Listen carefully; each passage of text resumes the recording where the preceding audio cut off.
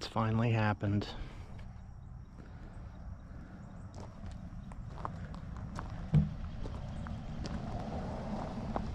Rattlesnake McGee right here.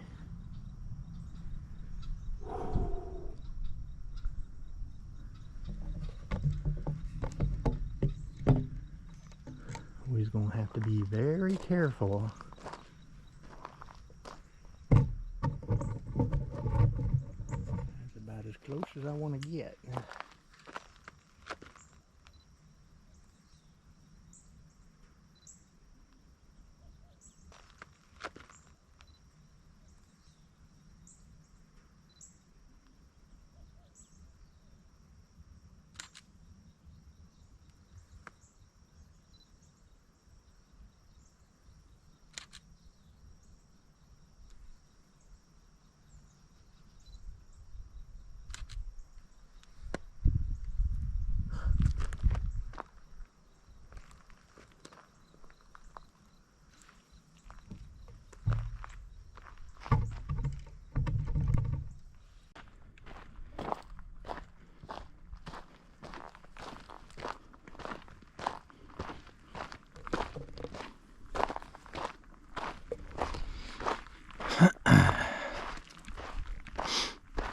We've already had quite a bit of excitement today. I'm out here at Pedernales Falls State Park, and as is my normal routine, I decided to come in early and stop at the bird blind. There wasn't much bird activity. However, upon exiting, I happened to notice a rattlesnake. And this rattlesnake was sort of in the middle of the road. So I was worried it'd get runned over or somebody would happen upon it on accident. So I called the ranger station, and they dispatched some gentlemen to come out and collect it to relocate it. So it's a lot of excitement. And it was really cool. I've been wanting to get a picture of a rattlesnake for a while now from a safe distance. Unfortunately, this was about as safe of an encounter as you could hope for. The snake was out in the open and easily visible. And it was pretty chill. So, all in all, a victory.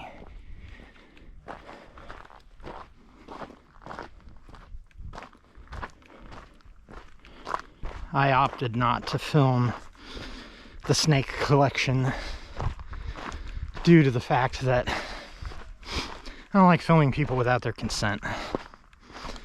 And so I didn't get it on camera, unfortunately, but I got some pictures of it.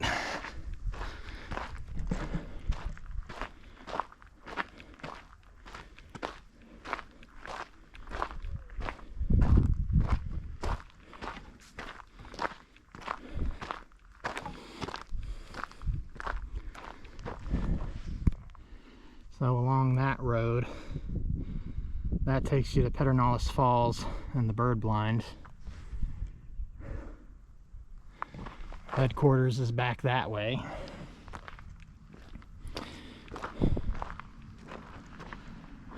We'll let this car go by.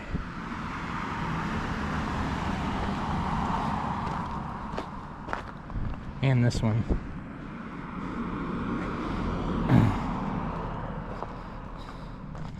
I don't want to get runned over either. Yeah. It's pretty.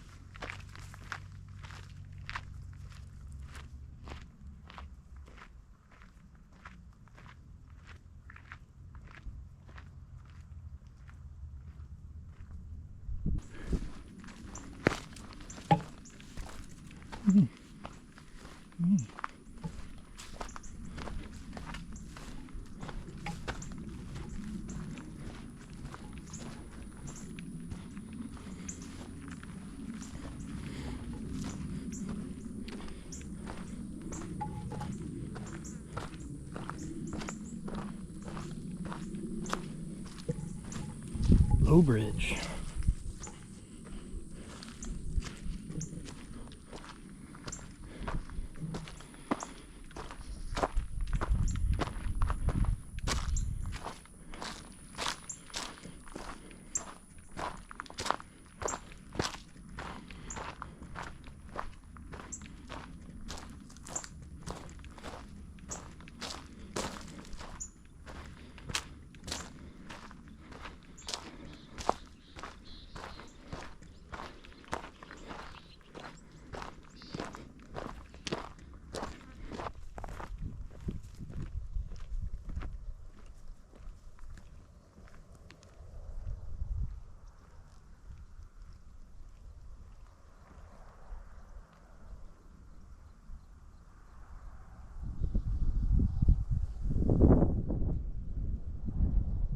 I ain't gonna lie, after seeing a big old rattlesnake,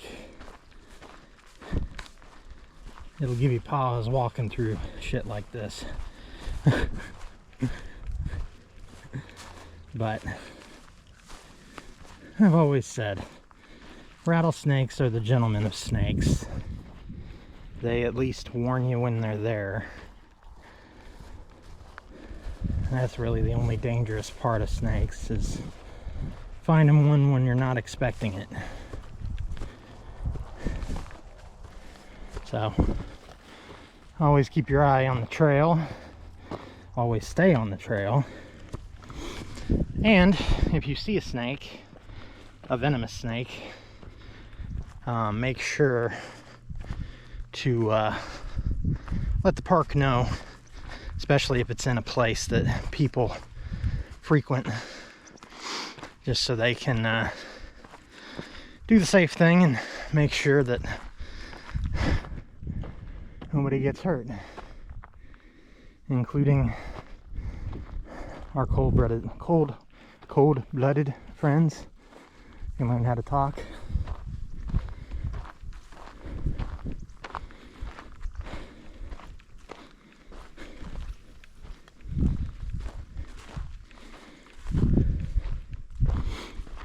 I gather that not a lot of people come to this side of the park.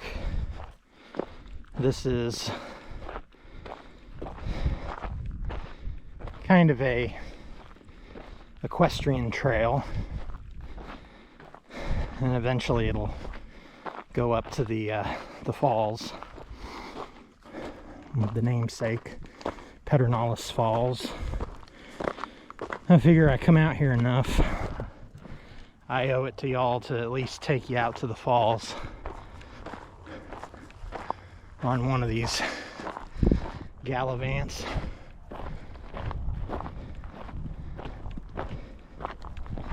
But this is kind of a cool little area.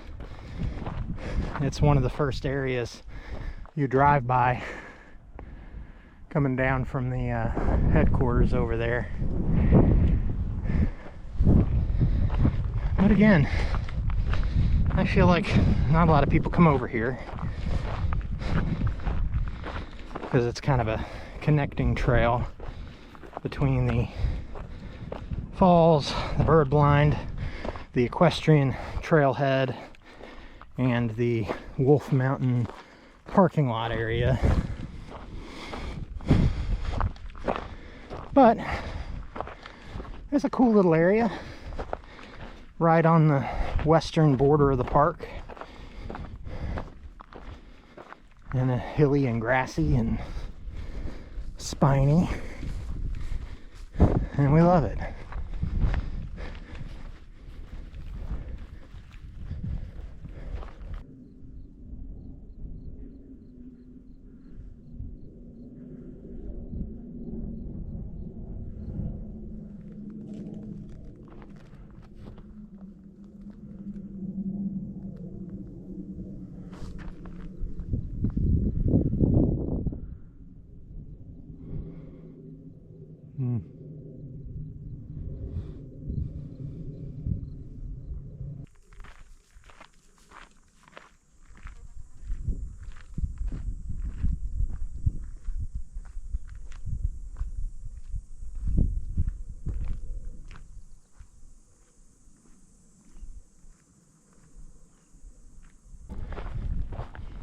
I've decided I'm going to walk along the western perimeter because it's a straight line back to the falls, which are kind of in the northwestern corner of the park.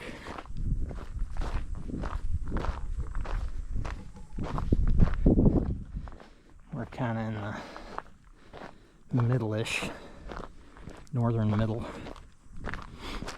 on the western side.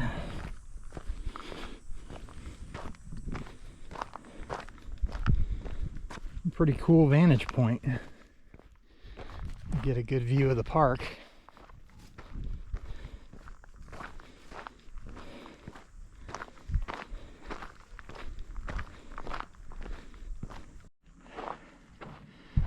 All right. Looks like I found the perimeter trail. It's not called the perimeter trail, it's just the horse trail, but oh yeah.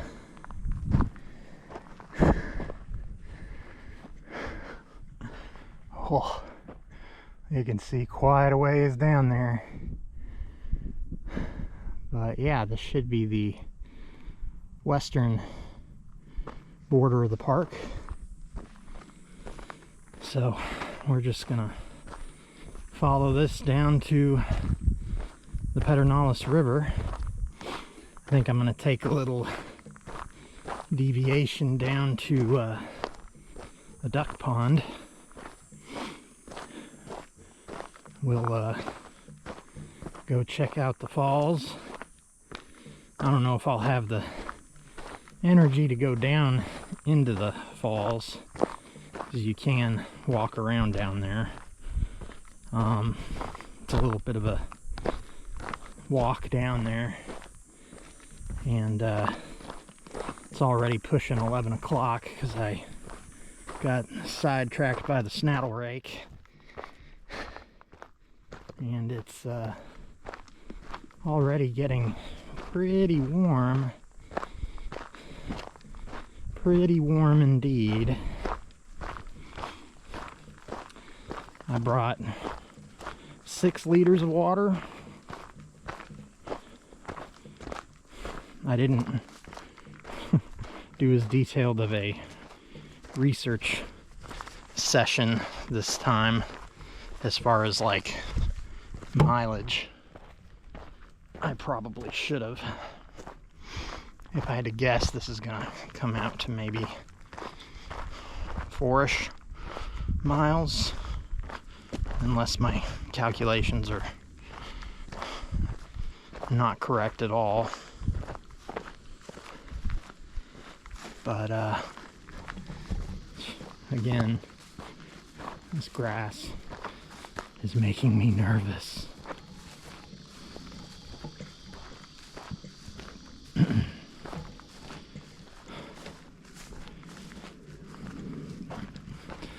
I did see a couple with their 3 dogs, so there are some people out here. The dogs were very friendly and very cute.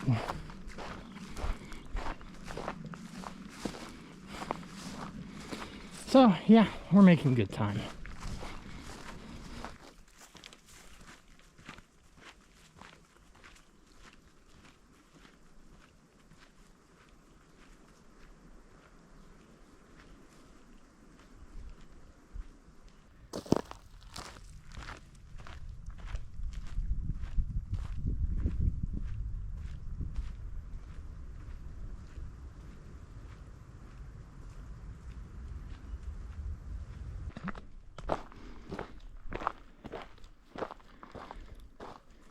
You take the high road and I'll take the low road. We'll meet again in Loch Lomond.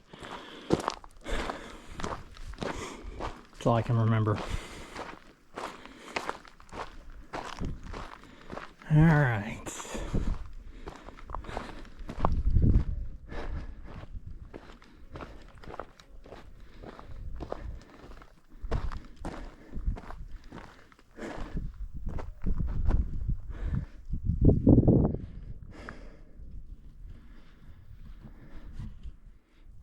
consult the map. Hold, please. Alright. Because I didn't sit down and actually plot this out very effectively, we're going to play this one by ear. I'm doing okay so far, but I'm not sure if I'm going to be able to make it all the way down to the river and all the way back. And since we're still in the heat of the summer, it's always safer to be safer. What I don't want is to overdo it, overheat, not be able to get back to the car. So we're going to push on ahead, see if we can at least make it to the duck pond. And then, depending on how I feel at that point, I will either push on further or head back. And we'll either drive down to the falls or do it on the next trip. This is one of those things about hiking that I've learned, relearned, getting back into it, is that it's very easy to make plans and then hold yourself to them to the point where you feel disappointed if you don't do the miles or get to the place or do the thing. And that's where things get really dangerous, especially if you're alone, like I often am. You can fall into a trap where you're like, oh, well, I'll feel disappointed if I don't do this, that, or the other. So you push yourself, and you may have the energy and drive to push yourself into a situation that you don't have the energy or drive to push yourself out of. So it's something to think about. You know, I always watch, tons of YouTube content about people that get lost in the woods or end up in horrible emergency situations or vanish or whatever. And I think the tendency is to think, well, why? Why would somebody put themselves in that situation? Or why would they have done that? Or why didn't they do this?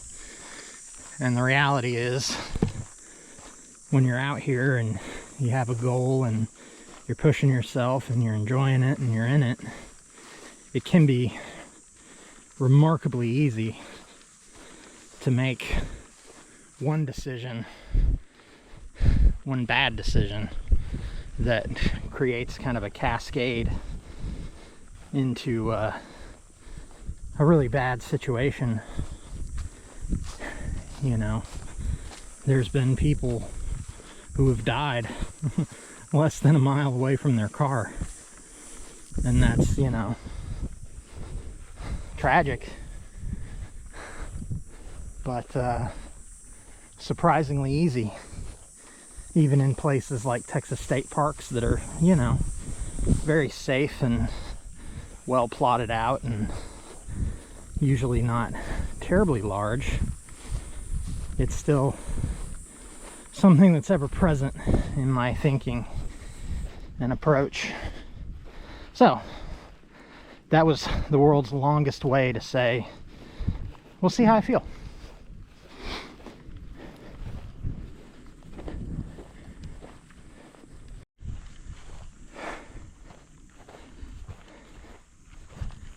Yeah. The hotter it gets, the harder it gets. I think we're gonna have to cut it short. I'm gonna try to make it to the duck pond, but then I'm gonna start heading back because it's probably already 12:30. And this is super exposed, and it is getting hotter than blazes. Ooh, there we go. A little bit of a breeze. I'll tell you, you do not want to fuck around with the heat. It will get you.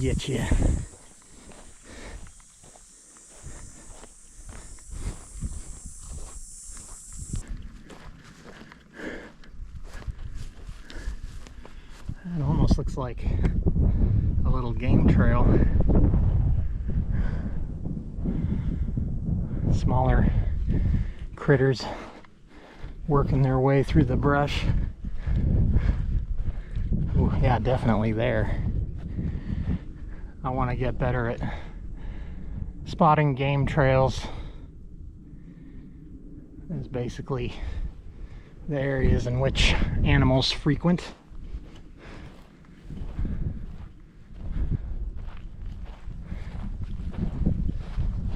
That almost looks more like a people trail.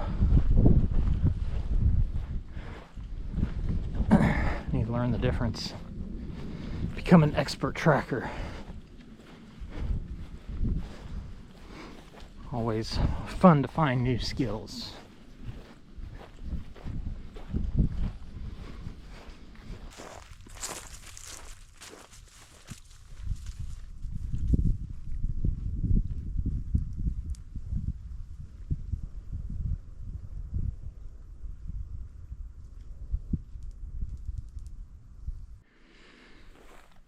This is definitely the kind of trail that makes me nervous. It's a grassy trail, so it can get overgrown quick. It's also a trail that doesn't get frequented. It doesn't get used as much, I imagine, because it's kind of out here off by itself. So, this is precisely the kind of habitat where I have seen snakes before. So you just want to be scanning ahead of you, keeping your eyes peeled, staying as much in the clear areas as you can, so we no step on snake. And of course, you'll never be more alert than after having seen one, because you can go a long time without seeing any, and it'll lull you into a false sense of security, and then all of a sudden, blammo, there's one, and it'll snap you back into the reality that you're in their woods. You were merely here on a day pass. They own it. It is theirs. So, be careful. Especially in snake season, in the summertime. Most people circumnavigate this problem by not going out when it's 100 fucking degrees. But I'm not a smart man. So here we are. I think the duck pond is right over there.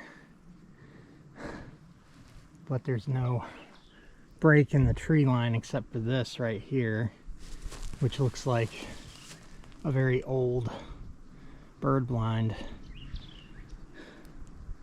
But it's so overgrown. This is one of those funny moments where, had I not seen a rattlesnake this morning, I probably would walk right into this without even thinking too much about it. But when you see one of them critters up close and personal, this type of arrangement immediately feels significantly more dangerous than it otherwise would have. So I think I'm gonna go a little bit further and see if there's a break, and if not, I think I'm gonna start heading back, because it isn't as late as I thought it was, but it sure as shit isn't getting any cooler.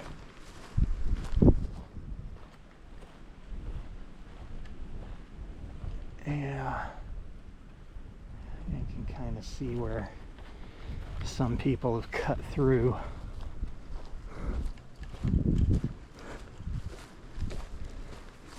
But I don't think I'm going to do that today.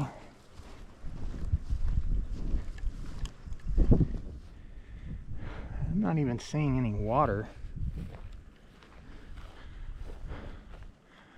I'm just seeing kind of tall reeds that might indicate there's water somewhere back over there.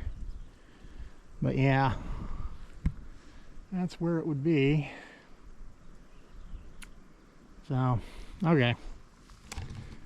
Well, I was trying to find an end to this, but nothing's cooperating today.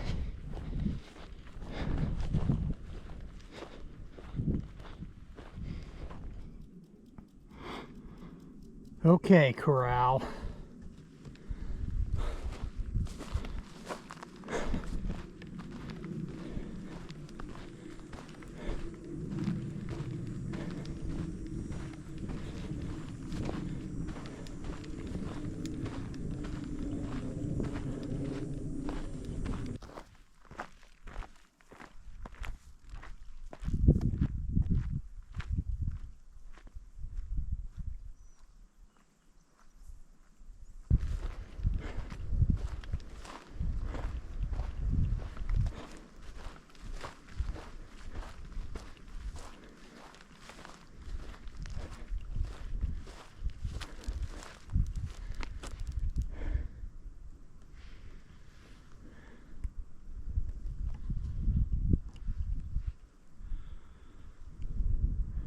I think somewhere over here, well, that's the equestrian trailhead, and I think straight ahead is where they have like a little area set up for stargazing. So I think tonight they said they were having a stargazing party, so this is where they do that. The bird blind is back there behind the equestrian trail. So it looks like I still have a ways to go if I'm going to go there. I'm not sure. I'm assuming this trail wraps around and goes by that area. We'll find out.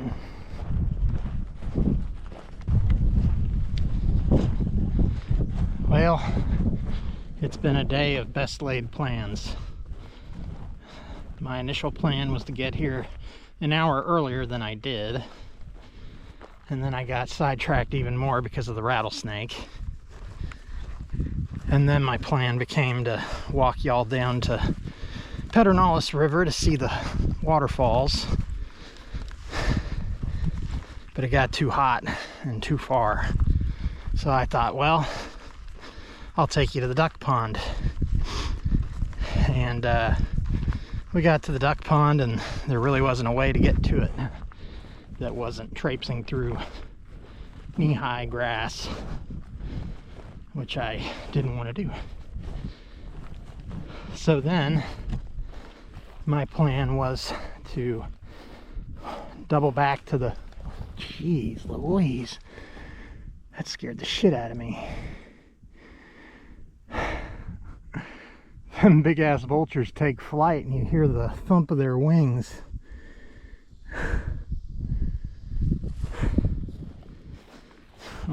You boys a little jumpy. I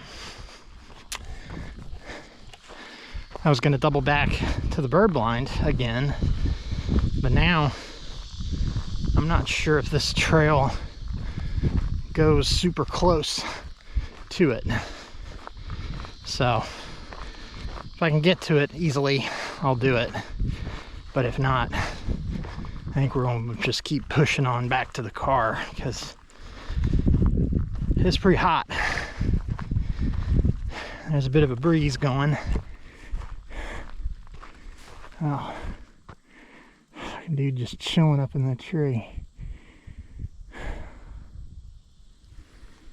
There he goes. Maybe just chasing each other. I think those are buzzards or vultures. Trying to remember the difference and I can't. Big old birds.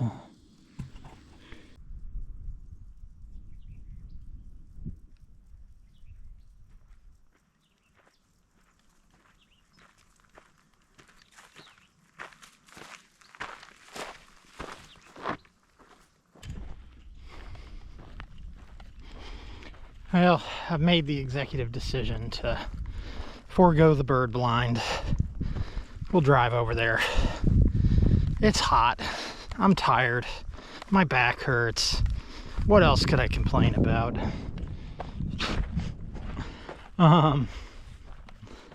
You know, I just don't want to push myself too hard because it's pretty hot. But you know, best laid plans. But here's the positive thing. We'll have a positive spin for this. We get to come back. And next time we get to go to the actual falls of Pedernales Falls. So you can see the majesty.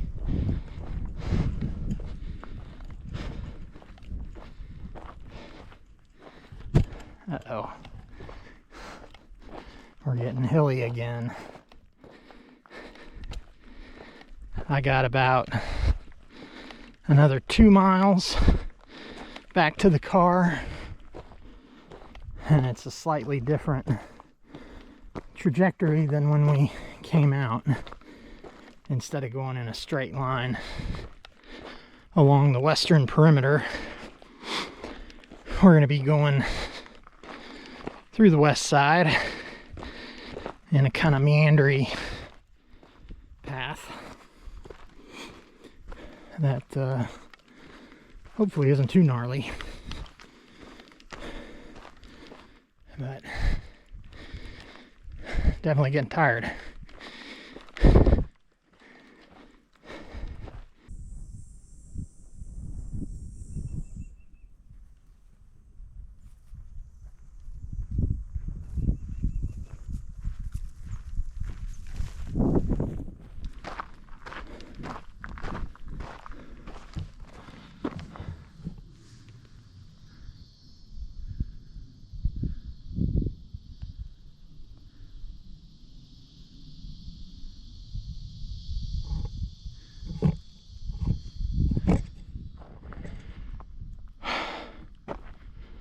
It's starting to feel like work.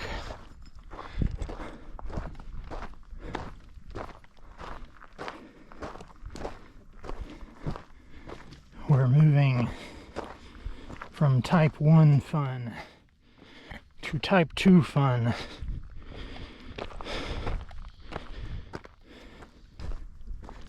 And we got about another mile and a half. Just one more mile.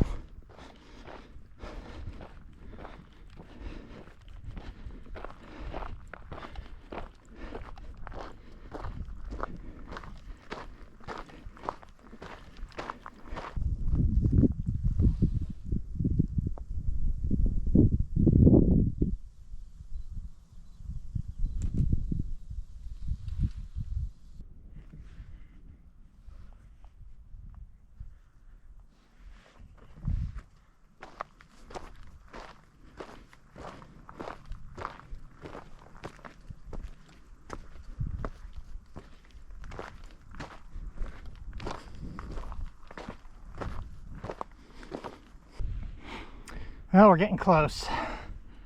That's the ranger station or headquarters. The car